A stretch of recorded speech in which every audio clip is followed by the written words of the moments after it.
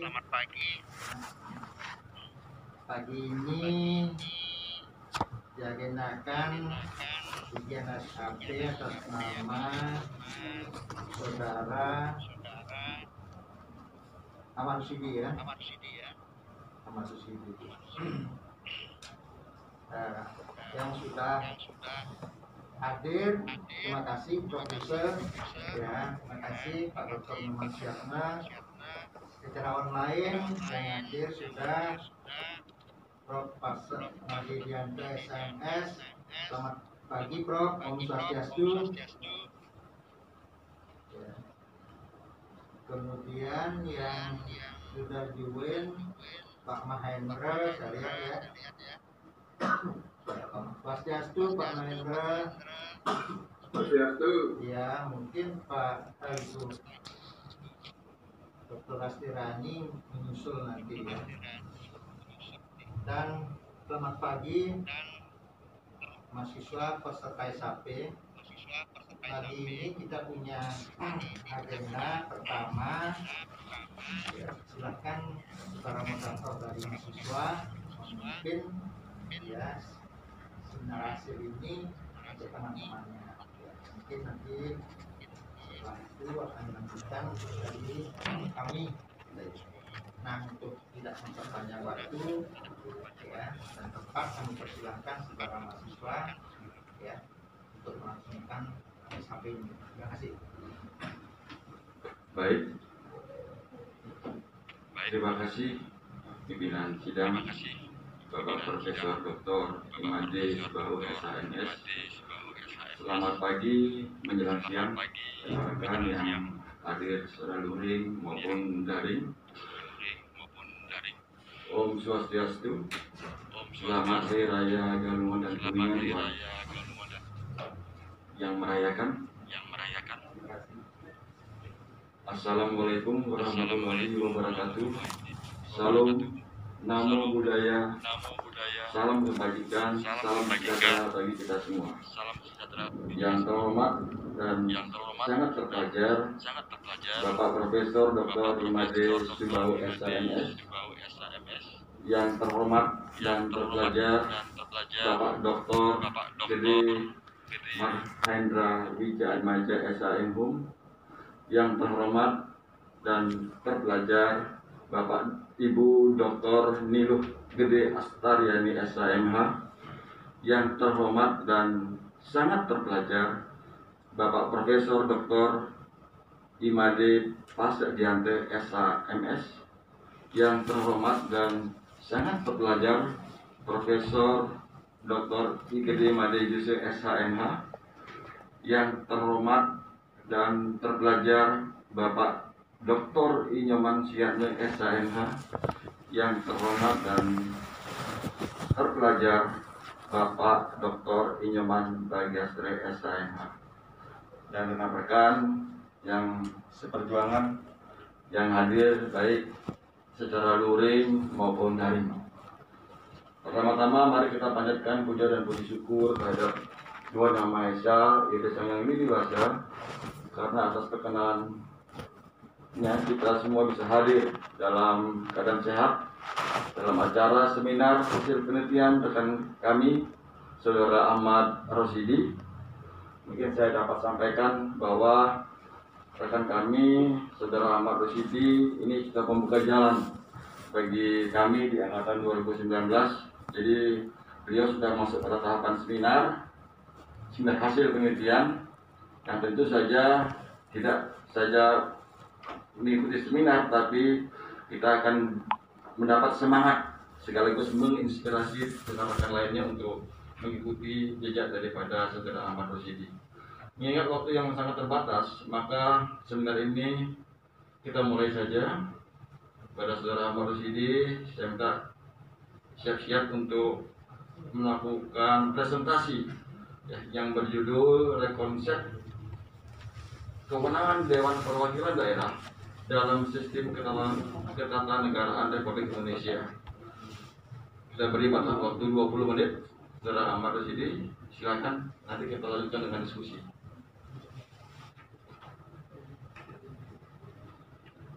Baik, terima kasih atas waktu dan kesempatan yang diberikan oleh moderator.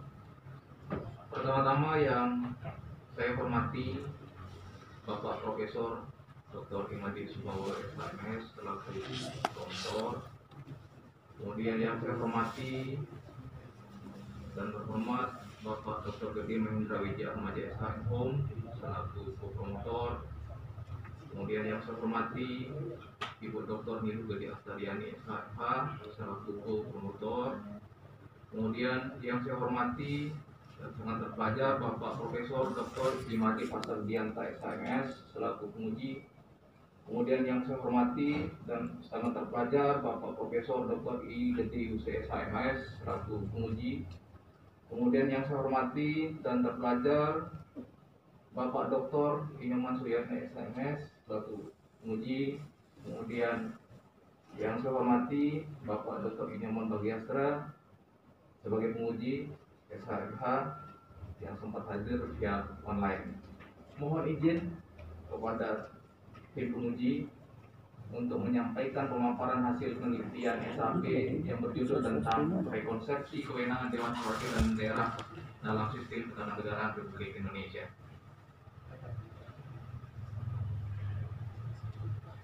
Sebagaimana kita ketahui bersama bahwa Indonesia memiliki 34 provinsi yang terdiri dari 514 kabupaten, yang terdiri dari 416 kabupaten dan 98 kota, di mana 34 provinsi ini memiliki daerah-daerah dengan kekhasannya tersendiri. Oleh karena itu, daerah-daerah ini penting dan perlu untuk memiliki wakil daerah di parlemen, sehingga salah satu sebagai lembaga yang mewakili adalah yang disebut sebagai Dewan Perwakilan Daerah. Gagasan munculnya gagasan tentang keberadaan DPD perlu terlebih dahulu melihat dari sisi filosofis dan historis pembentukan DPD itu sendiri. Bahwa sejarah awal DPD tidak bisa dilepas dari ketentuan pasal ayat 1 Undang-Undang Dasar tahun 1945 sebelum perubahan yang menyebutkan bahwa MPR terdiri atas anggota DPR ditambah dengan utusan-utusan dari daerah-daerah dan golongan-golongan menurut aturan yang ditetapkan dengan undang-undang. Kemudian pembentukan Dewan Perwakilan Daerah sendiri di Indonesia secara konstitusional diatur menurut Undang-Undang Dasar Negara Republik Indonesia tahun 1945, yaitu pada perubahan ketiga yang terjadi dalam sidang tahun 2001 yang diselenggarakan antara 1 November tahun 2001 sampai dengan 10 November tahun 2001. Nah, adapun undang-undang yang mengatur tentang Undang-Undang MD3 sudah mengalami beberapa fase perubahan, mulai dari tahun 2009, ya, kemudian 2014, kemudian 2016, dan terakhir pada tahun 2019, yaitu Undang-Undang MD3 nomor 13 tahun 2011, perubahan ketiga atas Undang-Undang nomor 17 tahun 2004. Lahirnya lembaga DPD, pembentukan DPD bukan hanya perdebatan yang muncul selama era reformasi. Jauh hari sebelumnya, ketika berlaku Konstitusi RIS Republik Indonesia Serikat pada tahun 1949, pembentukan DPD yang merupakan bagian dari sistem bikameral atau sistem dua kamar sudah disepakati menjadi model sistem perwakilan di Indonesia. Sebagaimana kita ketahui bersama pada bab 3 Ketentuan Umum Tahrir 1949, di sana dijelaskan bahwa Senat dan Dewan Perwakilan Rakyat adalah alat perlengkapan federal Republik Indonesia Serikat. Sebagaimana Majelis Tinggi berdasarkan pasal 80 bagian kedua, Karis Senat mewakili daerah-daerah bagian dengan jumlah yang sama, yaitu 2 orang untuk setiap negara bagian. Sementara itu bagian Majelis Rendah atau DPR mewakili seluruh rakyat Indonesia yang terdiri dari 150 anggota. Adapun tujuan pembentukan DPD RI, ya, salah satunya adalah didorong oleh kepentingan mewarnai kebijakan pemerintah nasional dengan memberikan ruang baru bagi kepentingan masyarakat daerah. Pengertian daerah di sini tentunya bukan daerah per daerah, melainkan wilayah geokultural dalam bingkai yang menyebut. Nah, kalau kita lihat kewenangan Dewan Perwakilan Daerah dalam pengaturan Undang-Undang Dasar, bisa dilihat di dalam bab 7A, ya, Undang-Undang Dasar 1945. di dalam pasal 2 yang mengatur tentang DPD, ya, pasal 22C hanya terdiri dari 4 ayat. Kemudian yang kedua, pasal 22D yang juga terdiri atas 4 ayat. Berbeda dengan kewenangan yang dimiliki oleh DPR dalam Undang-Undang Dasar 1945. Di dalam bab 7 itu terdapat 6 pasal yang mengatur tentang DPR. Kemudian di dalam pasal 19 terdiri dari 3 ayat, pasal 20 terdiri dari 5 ayat, pasal 20A terdiri dari 4 ayat, pasal 21 terdiri dari 1 ayat, pasal 22 terdiri dari 3 ayat, pasal 22A terdiri dari 1 ayat, pasal 22B terdiri dari 1 ayat. Kemudian di dalam Undang-Undang MD3 ya, nomor 17 tahun 2014 ya, pasal yang mengatur tentang DPD itu diatur di dalam pasal 246 sampai dengan 313, yaitu dengan jumlah pasal 67 pasal. Sedangkan pengaturan tentang DPR itu diatur di dalam pasal 67 sampai dengan pasal 245 dengan jumlah 178 pasal. Nah, oleh karena itu peneliti menganggap bahwa DPD ini memiliki kewenangan yang terbatas, sehingga kewenangan DPD perlu untuk diperkuat.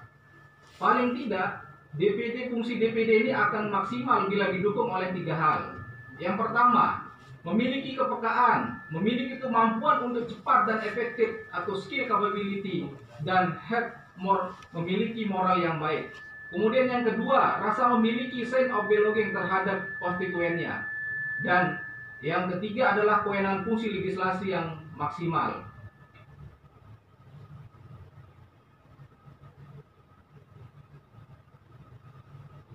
Adapun hak DPD yang diatur di dalam Undang-Undang Dasar ada 5 hak yang bisa kita lihat. Pertama, tentang otonomi daerah.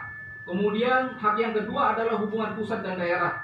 Kemudian yang ketiga adalah hak pembentukan dan pemekaran serta penggabungan daerah. Kemudian yang keempat, pengelolaan sumber daya alam dan sumber daya ekonomi lainnya. Dan yang kelima adalah perimbangan serta yang berkaitan dengan perimbangan keuangan pusat dan daerah. Adapun pendekatan perbandingan yang digunakan dalam penelitian ini menggunakan 5 negara. Yang pertama yaitu negara Amerika Serikat, kemudian negara Belanda, kemudian yang ketiga adalah Filipina, kemudian yang keempat adalah Iran, dan yang terakhir adalah Prancis. Serta berkembangnya kemauan dan tindakan manusia atau masyarakat yang mengakibatkan berkembangnya sistem pemerintahan dan konsep trias politika dengan variasinya masing-masing.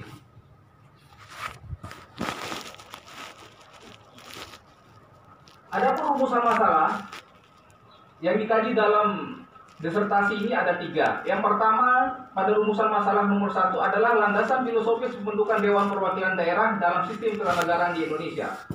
Kemudian yang kedua adalah bagaimanakah kedudukan Dewan Perwakilan Daerah dalam pembentukan undang-undang sesuai dengan filosofi pembentukan Dewan Perwakilan Daerah. Dan yang ketiga atau yang terakhir, bagaimana konsep ideal check and balances sesuai dengan sistem presidensial Indonesia dalam pembentukan undang-undang.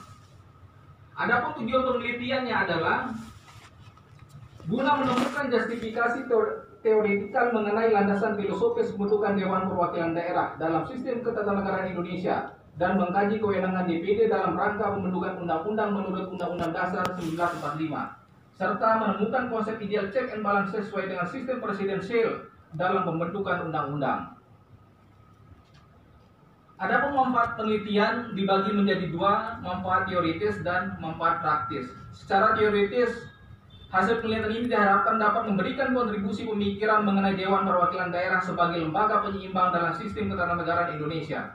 Karena DPD mempunyai kedudukan yang strategis dalam memperjuangkan kepentingan daerah seiring dengan semangat otonomi daerah, dan hasil penelitian ini sangat berguna dalam menambah wacana dan diskursus ilmiah di dunia perguruan tinggi. Kemudian secara praktis, hasil penelitian ini dapat memberikan solusi dan rekomendasi tentang kewenangan lembaga negara yang seimbang, sehingga ada check and balances demi terwujudnya lembaga harmonis dan masyarakat mendapatkan pelayanan yang lebih baik dari lembaga perwakilan tersebut.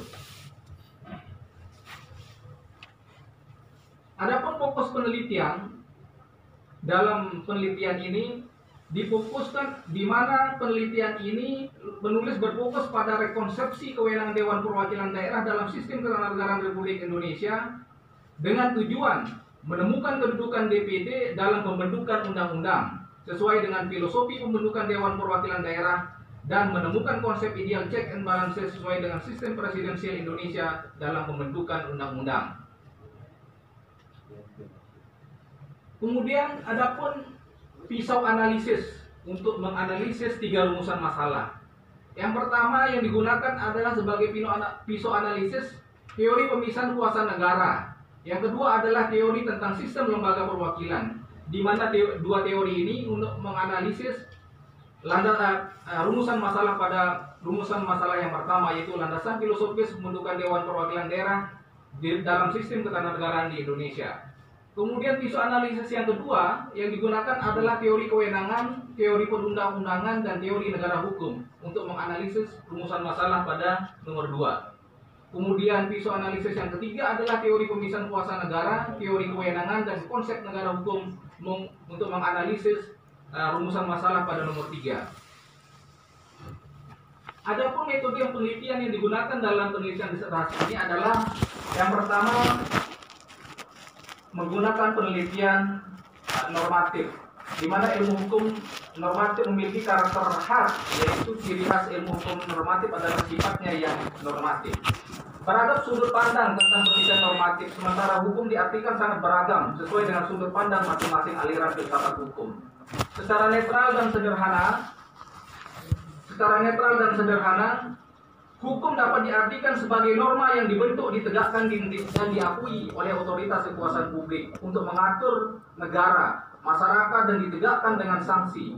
Mengutip pendapatnya Imade Pasarbianta, objek kajian hukum sesungguhnya adalah norma dan bukan sikap atau perilaku manusia, seperti yang dijadikan objek kajian, misalnya oleh ilmu sosiologi, antropologi, psikologi, ekonomi, dan politik.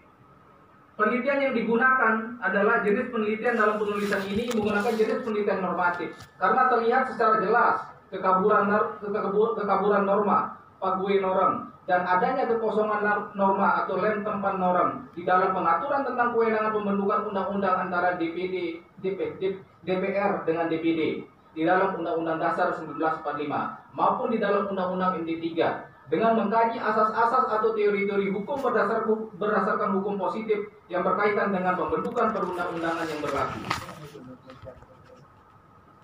Adapun jenis pendekatan yang digunakan adalah yang pertama yaitu pendekatan historical approach, yaitu pendekatan sejarah. Kemudian statuta approach, pendekatan perundang-undangan. Kemudian yang ketiga adalah conceptual approach, pendekatan konsep. Dan yang keempat adalah comparative approach, pendekatan perbandingan. Adapun bahan hukum yang digunakan dalam penelitian ini, yang pertama adalah bahan hukum primer yang terdiri dari undang-undang yang berkaitan dengan penelitian ini tentunya.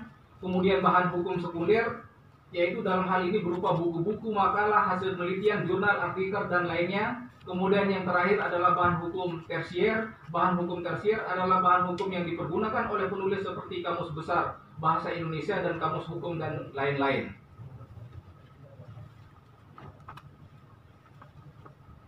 Landasan teoretik dan konsep yang digunakan pertama adalah teori pemisahan kuasa negara. Yang kedua adalah teori tentang sistem lembaga perwakilan. Yang ketiga adalah teori kewenangan. Yang keempat adalah teori perundang-undangan. Dan yang kelima adalah teori negara hukum, serta yang keenam adalah teori kedaulatan rakyat, dan yang terakhir adalah konsep negara hukum. Secara filosofis, pembentukan DPD dalam sistem ketatanegaraan di Indonesia bisa dilihat di dalam Undang-Undang Nomor 17 Tahun 2014 tentang MD 3 dalam hal menimbang bahwa untuk melaksanakan kedaulatan rakyat yang dipimpin oleh hikmat kebijaksanaan dalam permusyawaratan atau perwakilan perlu untuk mewujudkan lembaga permusyawaratan rakyat, lembaga perwakilan rakyat, dan lembaga perwakilan daerah yang mampu menjewantahkan nilai-nilai demokrasi serta menyerap dan memperjuangkan aspirasi rakyat daerah sesuai dengan tuntutan perkembangan kehidupan berbangsa dan bernegara.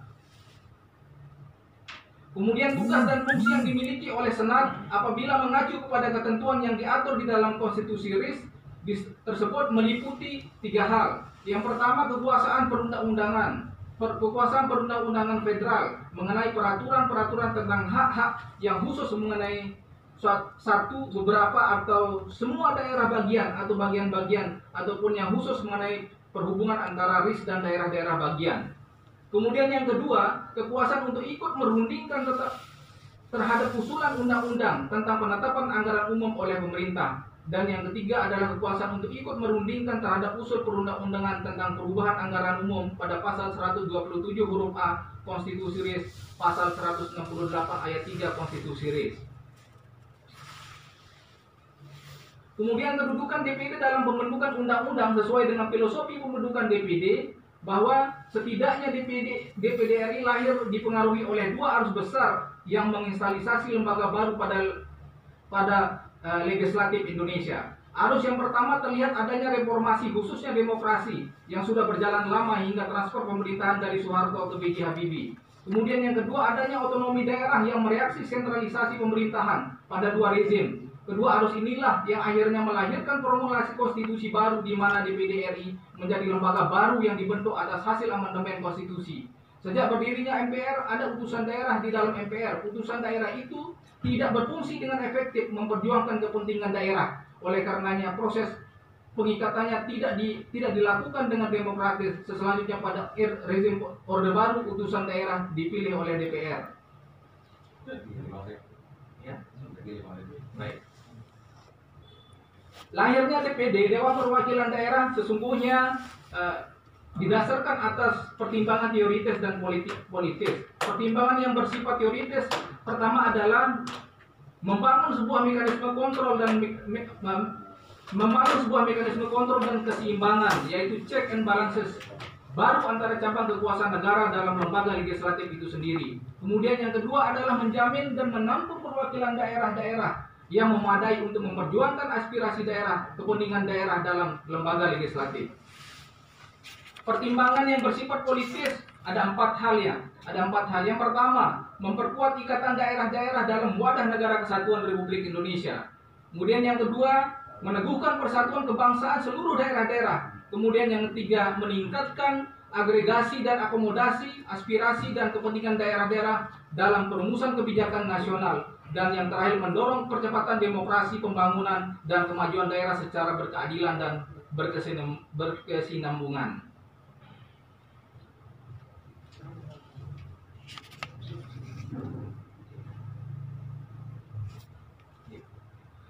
Kemudian pembahasan yang terakhir tentang konsep ideal check and balances sesuai dengan sistem presidensial Indonesia dalam pembentukan undang-undang. Perubahan Undang-Undang Dasar 1945 yang bersifat mendasar tentu mengakibatkan pada perubahan kelembagaan negara.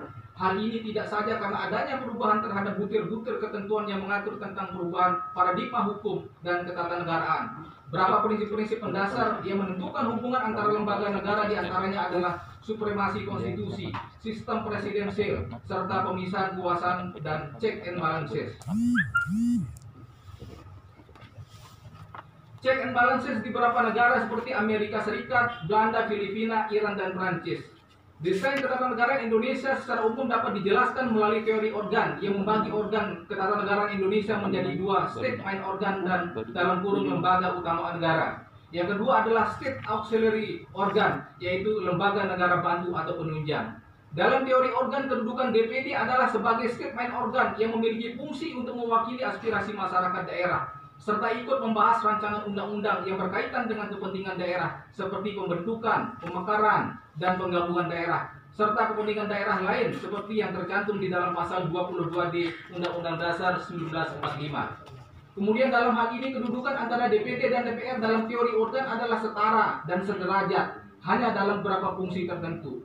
Yang berbeda karena DPR sebagai political representative dan DPD sebagai regional representative, namun menjadi timpang karena kedudukan dan fungsi DPR seolah-olah determinan terhadap DPD. Apalagi dalam konstitusi DPD tidak memiliki fungsi untuk membuat undang-undang atau rulemaking. Terima kasih. Itu pemaparan dari saya. Selanjutnya saya kembalikan kepada moderator. Baik, jadi saudara Ahmad Rosidi sudah menyampaikan presentasinya secara lugas, tegas, dan tepat waktu 20 menit. Jadi apa yang tadi disampaikan oleh Saudara Ahmad Rosidi adalah berkaitan dengan substansinya adalah penguatan kewenangan DPD ya dalam sistem ketatanegaraan Republik Indonesia. Baik, karena sesi presentasi sudah selesai, maka kita akan lanjutkan pada sesi tanya jawab atau mungkin ada rekan-rekan peserta yang ingin menyampaikan pendapat atau bertanya berkaitan dengan hasil seminar hasil ini. Saya persilakan. Jadi yang pertama mungkin saya akan berikan kesempatan buat rekan-rekan yang hadir secara luring ya. Saat ini saya minta 2 orang dulu, kemudian nanti juga akan saya beri kesempatan kepada rekan-rekan yang hadir secara daring. Jadi teman-teman yang hadir secara daring bisa menyampaikan pertanyaan atau pendapatnya via chat ya yang ada di Webex. Baik, silakan teman-teman yang ada hadir di sini. Oke, 2 orang dulu ya, Pak Edi. Iya. Jumlah pertanyaan dibatasi atau hanya 1? Silakan, maksimal 2 pertanyaan. Maksimal 2. Baik, saya tanya 2 pertanyaan ya. Terima kasih saudara moderator. Nama saya Edi Nur Cahyo, angkatan 2019. Itu pertanyaan pertama, bagaimana kedudukan DPD dalam teori trias politika? Itu yang pertama. Kemudian yang kedua berkaitan dengan rumusan masalah. Yang pertama berkaitan dengan landasan filosofis pembentukan DPD dalam sistem ketatanegaraan di Indonesia. Dalam subbab pembahasan berkaitan dengan landasan filosofis tersebut di bab 3 itu saya belum menemukan adanya unsur Pancasila di dalam pembahasan tersebut. Apakah Pancasila tidak bisa dijadikan landasan filosofis pembentukan DPD, mengingat ada pasal di dalam Pancasila yang sangat relevan, yaitu sila keempat, kerakyatan yang dipimpin oleh hikmat, kebijaksanaan dalam permusyawaratan dan perwakilan. Jadi ini pertanyaan sekaligus saran, kalau bisa ada subbab pembahasan dalam landasan filosofis yang mengkaitkan Pancasila sebagai landasan filosofis pembentukan DPD, karena ada sila yang memiliki keterkaitan erat gitu. Saya kira itu saran juga pertanyaan. Terima kasih saudara moderator. Baik, terima kasih Pak Edi Nur Cahyo. Ada 2 pertanyaan. Selanjutnya lagi, silakan Pak Komang. Terima kasih saudara moderator. Selamat saya ucapkan pertama-tama kepada rekan saya Pak Ahmad Rosidi. Saya Komang Satria dari angkatan 2019. Ingin memberikan pertanyaan ya, bahwa tadi saya melihat ada beberapa negara yang dijadikan yang digunakan sebagai dasar perbandingan seperti Amerika Serikat, Belanda, Filipina, Iran, dan Prancis. Jadi saya mau tahu apa dasar pertimbangan negara-negara tersebut dijadikan negara yang dibandingkan dalam konteks kewenangan DPD. Apakah dari sistem pemerintahannya atau dari bentuk negaranya, dan apakah konsep perwakilan bikameral ya itu memang pas digunakan di dalam sistem negara kita atau dibentuk negara kesatuan Indonesia. Seperti itu. Baik, terima kasih Pak Komang Satria. Jadi ada 2 orang penanya. Yang pertama adalah saudara Edi Nur Cahyo yang menanyakan berkaitan dengan kedudukan DPD dalam teori trias politika ya. Yang kedua berkaitan dengan landasan filosofis. Apakah Pancasila tidak digunakan sebagai dasar penguatan DPD ya. Yang kedua dari saudara Komang Satria Jadi menanyakan bahwa tadi kan menggunakan beberapa negara sebagai pertanyaan. Ya.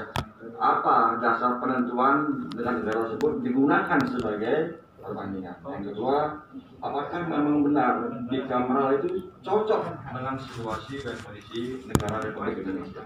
Demikian, silakan Pak Ahmad. Jadi kita batasi 2 pertanyaan dulu. Mohon izin saya membuka masker untuk menjawab supaya lebih jelas. Pertama, pertanyaan tadi dari rekan saya, Saudara Edi Nurcahyo, angkatan 2019. Pertama tadi terkait dengan saran, saya ucapkan terima kasih untuk penyempurnaan naskah ini ke depannya supaya lebih baik. Pertanyaan yang pertama, bagaimana kedudukan DPD dalam teori trias politika? Sebagaimana tadi saya jelaskan bahwa salah satu landasan teori atau visuanalisis yang dijadikan sebagai bahan untuk menganalisis dalam saat ini adalah teori pemisahan kuasa negara.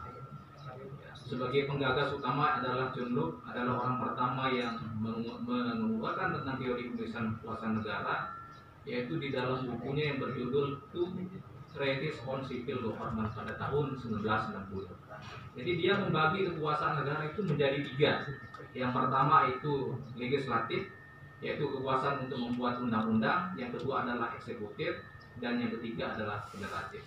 Lalu di mana kedudukan DPD ini dalam 3 teori berdasarkan pendapat dari John Locke ini? Jadi posisinya itu berada di lembaga eksekutif, kekuasaan untuk membuat. Di dalam teori John Locke itu dia membagi dari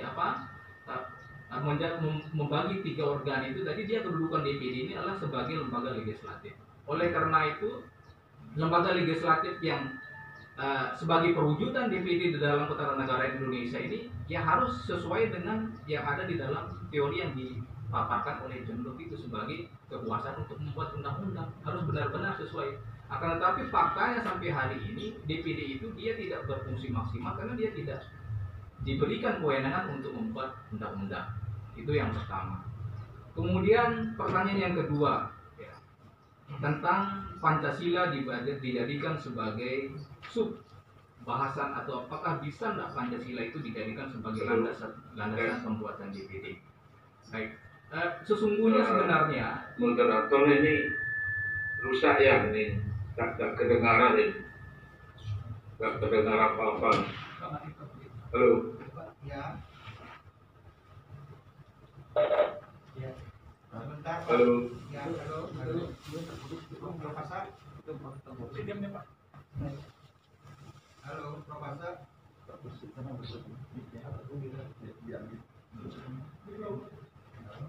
Halo.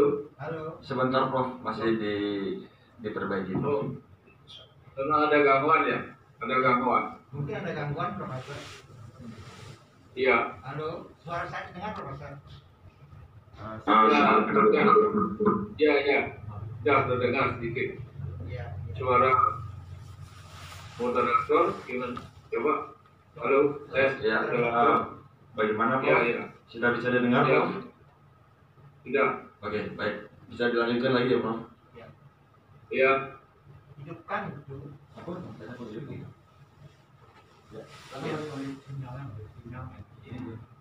baik. Kemudian pertanyaan yang kedua bisa dilanjutkan, Prof? Halo. Ya, silakan. Baik. Kemudian pertanyaan yang kedua dari rekan saya juga. Bisa didengar, Profesor? Ya. Iya. Sudah cukup jelas, tapi suara Prof. Subawo kecil sekali. Ya, udah dilanjutkan aja. Ya. Baik, kemudian yang kedua tentang dalam subbahasan dimasukkan salah satunya adalah tentang pembahasan Pancasila ya. Sesungguhnya sebenarnya Pancasila ini di dalam konstitusi itu memang dijadikan sebagai landasan dalam pembuatan undang-undang. Baik dalam pembentukan DPD maupun DPR, ya sesungguhnya tidak lepas dari Pancasila sebagai undang-undang dasar. Jadi memang dalam hal tersendiri, kenapa memang tidak dimasukkan di dalam subbab Pancasila ini menjadi pokok bahasan, karena memang ketika kita berbicara tentang undang-undang dasar atau konstitusi ya tentunya larinya kepada Pancasila. Kemudian pertanyaan yang ketiga ya, terkait dengan apa pertimbangan dari saudara penulis ya, kenapa menggunakan 5 negara. Baik. 5 negara yang saya jelaskan tadi ini ya, yang pertama adalah negara Amerika. Ya. Amerika memang kalau dari sistem negara itu memang bukan negara kesatuan seperti Indonesia. Dia adalah negara federal. Tapi kenapa Amerika digunakan? Karena di Amerika sendiri ya, jadi sistem bicameral yang dianut, sistem 2 kamar yang dianut itu sangat kuat sekali. Ya, dia disebut sebagai strong bicameral. Jadi antara lembaga pembuat undang-undang di Amerika itu dia memiliki fungsi sekalipun berbeda tupoksinya, tapi perannya itu sama-sama mengimbangi, sehingga produk yang dihasilkan itu juga bagus dan artinya itu bisa diterima. Sehingga banyak negara melakukan perubahan konstitusi Amerika itu jarang, karena memang itu proses pembuatan undang-undangnya itu dia melalui proteksi. Sehingga saya mengacu kepada Amerika. Apakah kita bisa ke Amerika? Nanti kita akan lihat ya di parlemen. Kalau memang kita mau menuju ke sistem bicameral yang kuat, bisa kita mencontoh negara Amerika. Kemudian yang kedua, kenapa menggunakan negara Belanda? Di negara sendiri juga sama dengan kita, negara kesatuan. Sistem yang dianut di sana adalah sistem bicameral juga. Ya. Dalam fungsi pembuatan undang-undang di Belanda sendiri juga dia bagus, kuat, ya. Sekalipun dia tidak strong, tapi dia adalah soft bicameral. Antara satu lembaga dengan lembaga legislatif yang lain, dia saling mengontrol antara satu lembaga dengan lembaga yang lain. Sehingga tentunya hasil undang-undang yang dihasilkan itu ya cukup bagus. Kemudian negara yang ketiga yaitu negara Filipina. Ya. Filipina ini sebagaimana kalau kita runut sejarahnya ya, dia pernah dulu dijajah juga oleh Amerika, sehingga memang sistem yang dianut oleh negara sekalipun dia bukan federal, dia adalah negara kesatuan, tapi memang sistem bicameralnya juga sangat kuat. Ya, sangat kuat sekali, sehingga dalam proses pembentukan undang-undang di parlemennya itu juga bisa dijadikan sebagai acuan di Indonesia kalau mau mengacu kepada Filipina.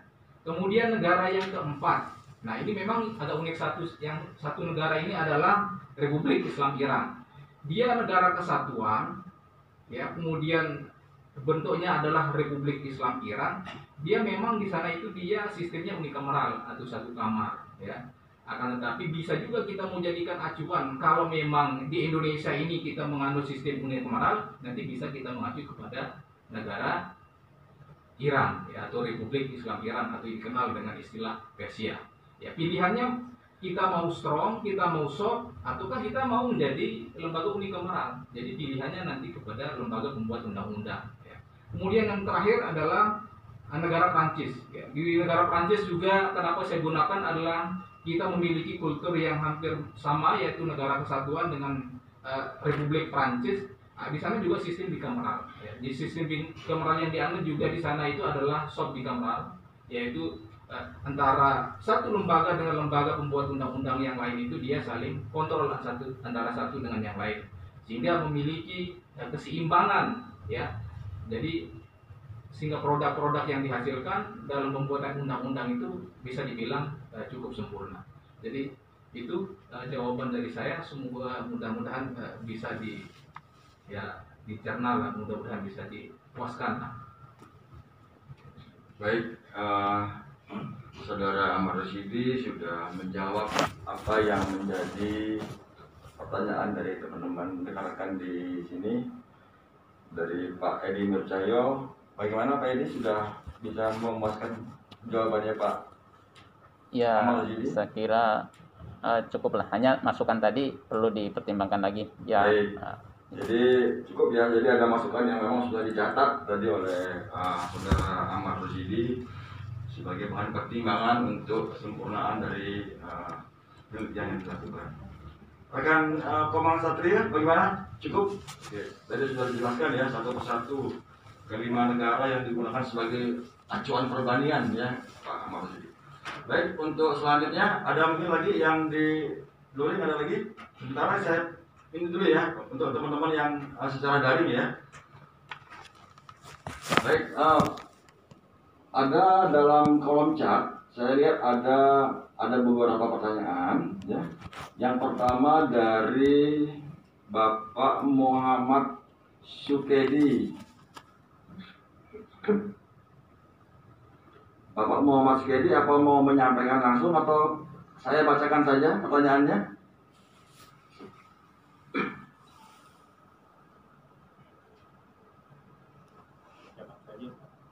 Baik, saya bacakan saja ya Pak Muhammad ya. Jadi Pak Muhammad Sukedi nomor apa nih? NPM-nya 2099101. Oke. Jadi pertanyaan dari Pak Ahmad Sukedi, mohon dijelaskan terkait dengan norma kabur dan norma kosong ya. Tadi kan saudara menyampaikan berkaitan ada dua, ada yang kabur, ada yang kosong tadi kan. Tolong itu dijelaskan di mana letak kekaburannya, pasal-pasal berapa saja yang kabur itu dan yang kosong tadi ya, dan dalam hal apa terdapat norma kosong tersebut. Itu pertanyaannya yang pertama dari Pak Ahmad Sukedi. Kemudian ada dari Pak Made Atnyana. Saya langsung bacakan saja ya Pak Made Atnyana. Jadi atau Pak Made Atnyana mau menyampaikan langsung? Dibacakan aja Pak Yerwina. Oke, baik. Jadi dari Pak Made Atnyana ada saran ini kan, saran. Yang pertama menyatakan selamat kepada Pak Ahmad Rosidi. Pertanyaan saya, judul disertasinya tentang rekonsepsi. Dalam kesimpulan hasil penelitian belum melihat secara, jadi Pak Anyana belum melihat secara jelas rekonsepsi seperti apa yang hendak disampaikan gitu ya. Jadi sebenarnya kesimpulan itu yang belum melihat secara jelas rekonsepsinya bagaimana sebenarnya yang mau disampaikan ya. Mungkin bisa diulang atau dijelaskan secara singkat. Selanjutnya Pak Made Atnyana juga menyampaikan masukan Pak Ahmad Rosidi ya. Masukannya lah mengenai pengetikan dan tanda baca, ada penggunaan huruf kapital dan sebagainya, mungkin bisa lebih diperhatikan lagi. Seperti fokus, bukan fokus ya, F ya, bukan P. Manfaat, bukan manfaat ya. Jadi mungkin itu penting tapi perlu kita revisi sedikit. Baik, saya berikan waktu kepada Saudara Ahmad Rosidi untuk menjawab pertanyaan dari rekan-rekan secara daring tadi. Silakan Pak Ahmad Rosidi. Baik, terima kasih atas pertanyaan rekan-rekan yang secara online atau secara daring. Yang pertama tadi pertanyaan dari Bapak Sukedi ya. Saya belum tahu angkatan tahun berapa gitu ya. Baik, pertanyaannya tadi terkait dengan di mana norma kosong ya, dan di mana kekaburan normanya. Sebagaimana tadi saya jelaskan di dalam slide ya, saya tampilkan kembali ya.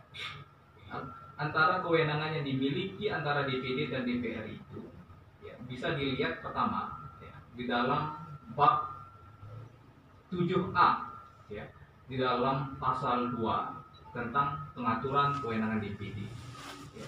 Pasal 22C itu kewenangan DPD itu hanya 4 ayat yang mengatur tentang kewenangan. Kemudian di ayat 2 itu hanya 4 ayat. Kemudian DPR sendiri itu diatur di dalam banyak pasal. Pertama pasal 19 terdiri dari 3 ayat, pasal 20 terdiri dari 5 ayat, pasal 20A terdiri dari 4 ayat, pasal 21 terdiri dari 1 ayat, pasal 22 terdiri dari 3 ayat, pasal 22A terdiri dari 1 ayat, pasal 20B terdiri dari 1 ayat.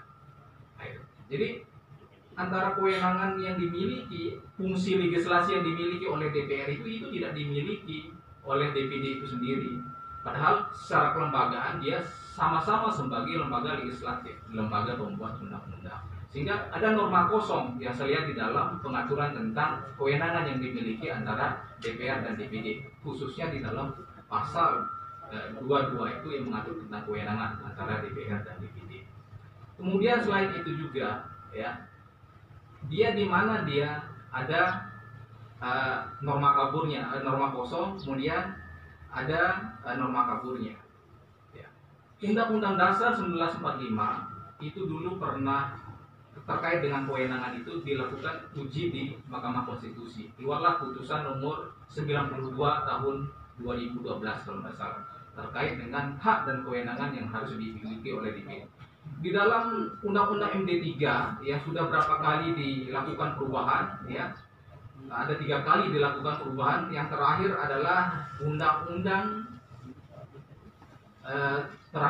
Undang-Undang nomor 13 tahun 2019, ya, perubahan ketiga atas Undang-Undang 17 tahun 2014. Ya.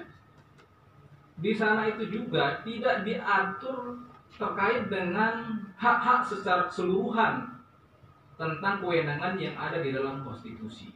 Ya, jadi ada kekaburan tentang kewenangan dan hak DPD di dalam Undang-Undang MD3, ya, Undang-Undang Pengaturan Secara Khusus yang sudah diamanatkan oleh konstitusi, yaitu Undang-Undang Dasar, sehingga penulis menilai ya, ada kekaburan norma dan ada norma kosong, yaitu terkait dengan fungsi legislasi. Karena di satu sisi kewenangan kedudukan yang dimiliki antara DPD dan DPR kalau dibandingkan dengan beberapa negara itu adalah setara dan seimbang. Jadi itu jawaban saya untuk pertanyaan Bapak Sukedi. Kemudian yang kedua, pertanyaan dari rekan saya Pak Atnyane, ya, tentang rekonsepsi seperti apa yang diharapkan dari hasil penelitian ini. Sesungguhnya memang rekonsepsi yang diinginkan dari hasil penelitian ini, ya, itu tadi saya jelaskan dijelaskan di fokus penelitiannya, ya. Ya.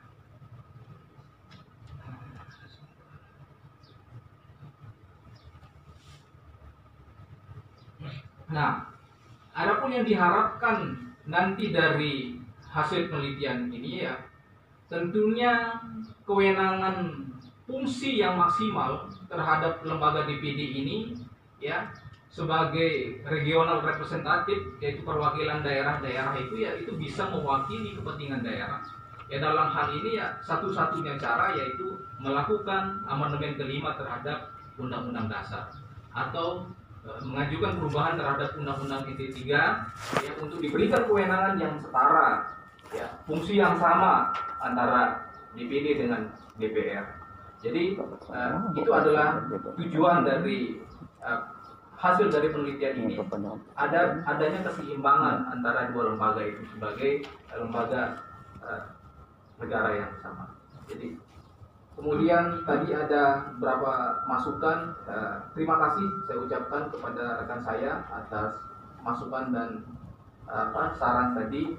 Mungkin saya karena mungkin agak ngantuk, ya, agak capek, jadi agak salah ketik, ya, salah pencet, ya, mohon maaf, nanti saya akan perbaiki untuk kesempurnaan naskah ini. Terima kasih.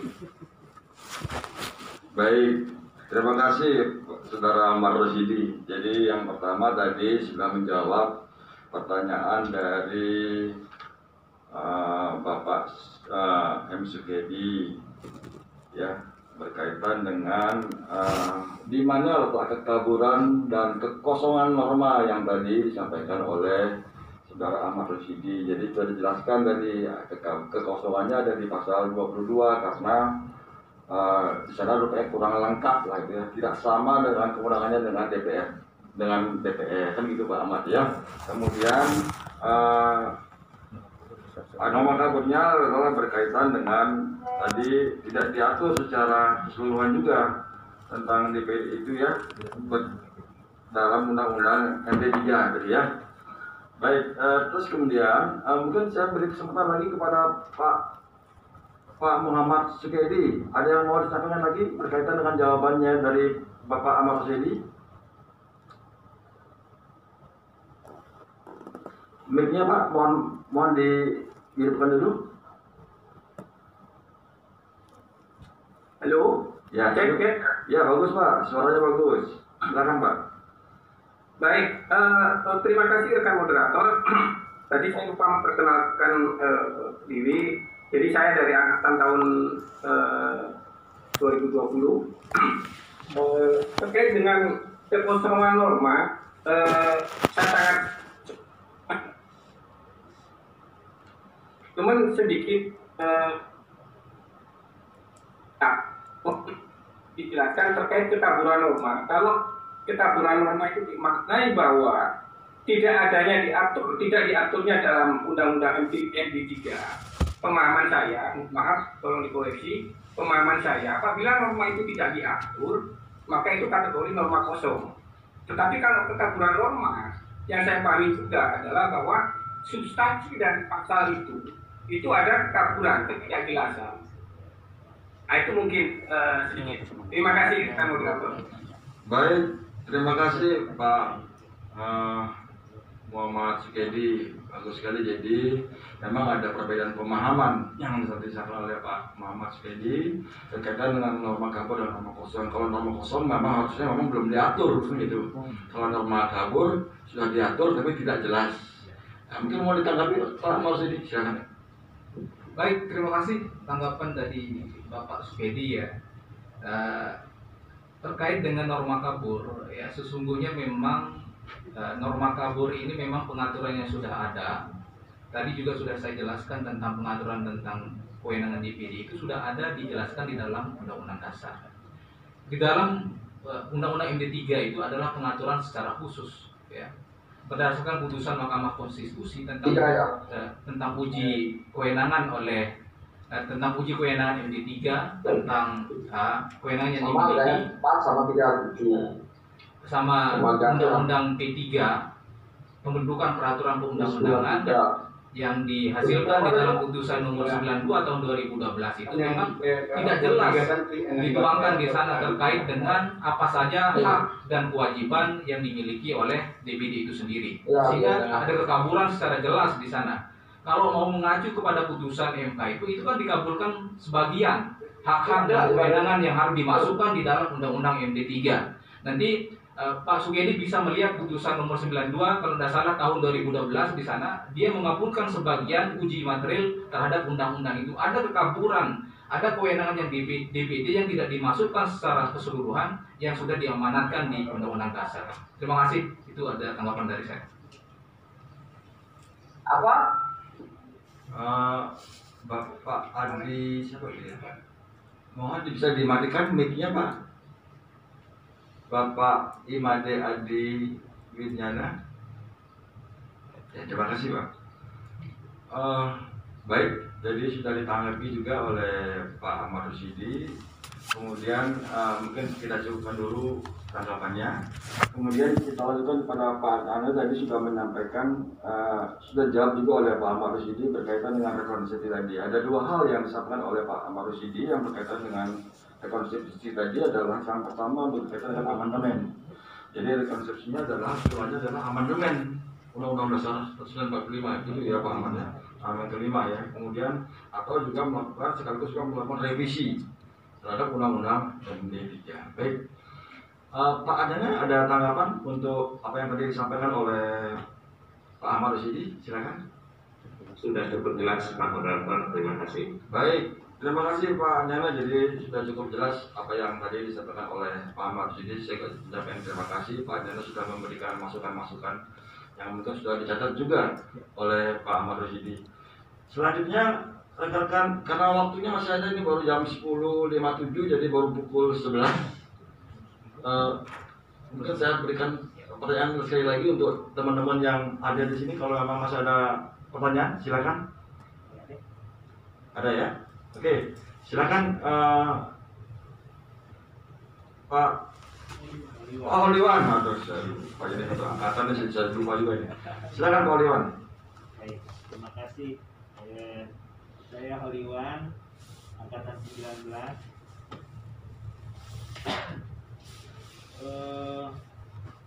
Pertama mengucapkan selamat kepada Pak Ahmad ya, jadi bisa sukses untuk Bapak, inspirasi bagi kami semua untuk secepat Bapak. Terkagum dengan apa yang sudah disampaikan. Cuma di keterbatasan saya saya masih bingung dengan kekhasan DPD yang tidak tercover oleh DPR itu apa sebetulnya, sehingga menjadi urgent untuk dikaji itu. Dan satu lagi, kalau memang misalnya tidak ada, kalau semuanya memang bisa tercover oleh DPR, ya kenapa tidak konsepsinya dia digabung saja dengan DPR, kan jauh lebih ringkas, lebih hemat dan seterusnya. Apalagi, dan ini mungkin ini masukan saya, ketika Pak Ahmad beberapa kali mengulang menginginkan persamaan fungsi hak dengan DPR sehingga sama, ya kalau sama ya gabung aja, jauh lebih praktis dan fungsional. Itu dari saya. Yang kedua, apakah yang tidak masuk dalam pikiran saya ketika membandingkan negara-negara yang bentuk negaranya berbeda. Sebab setahu saya bentuk negara itu sangat mempengaruhi hubungan antara lembaga negara satu dengan yang lainnya. Istilahnya apakah itu apple to apple. Kita yang republik, yang otonomi itu dibandingkan dengan negara lain yang federal yang memiliki yang sangat jauh berbeda. Itu terima kasih. Baik, terima kasih Pak Iwan. Ada lagi mungkin? Cukup ya? Ada lagi Pak? Tidak ada, cukup ya. Baik, jadi Pak Holiwan menanyakan berkaitan dengan kebingungannya, ya. Apa sih yang khas daripada DPD ini yang tidak tercover, ya? Apanya yang harus diperbaiki? Kemudian juga memberikan masukan tadi mengenai negara-negara yang dipakai sebagai perbandingan. Ya. Mengapa kok dengan negara itu dan kemudian harusnya yang sesuai dengan sistem pemerintahan kita dan sebagainya. Mungkin ini bisa dipakai sebagai perbandingan, begitu ya Pak Iwan ya. Silakan Pak Ahmad Rosidi. Baik, terima kasih Pak Moderator atas kesempatannya yang berapa kali.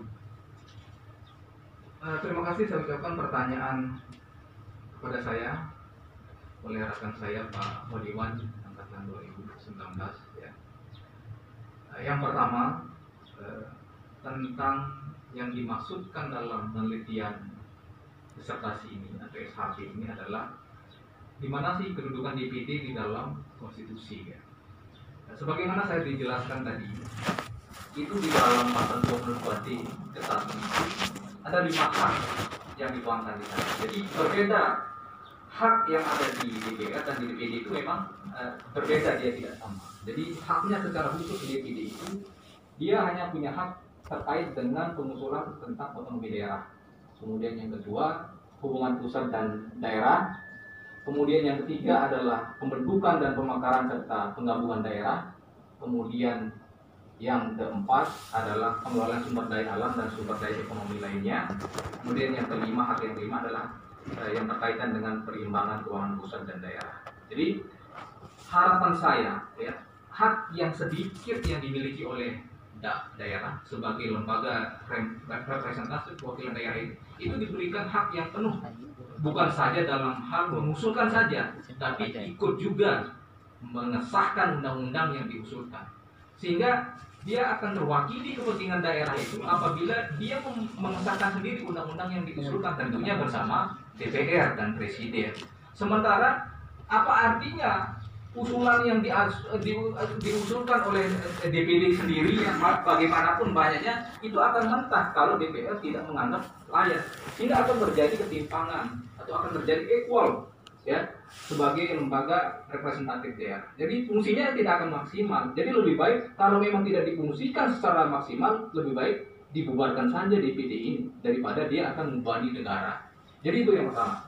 Kemudian yang kedua, kenapa negara-negara yang dijadikan acuan itu ada yang federal, ya, kemudian ada yang bikameral, kemudian ada yang unikameral.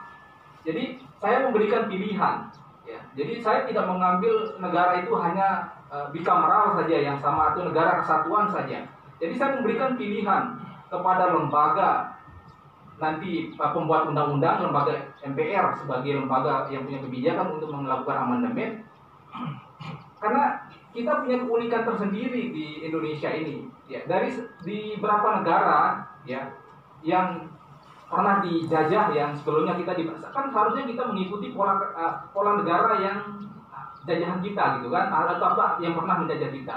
Ya, seharusnya kalau Belanda itu adalah negara kerajaan, ya seharusnya pola negara kita adalah kerajaan, tapi kita tidak. Kita punya keunikan tersendiri. Bahkan kita sudah mengadopsi pola pemerintahan Amerika. Kenapa saya menggunakan Amerika? Kita juga pernah dulu pada tahun 1959 itu menjadi negara-negara bagian, disebut sebagai negara federasi.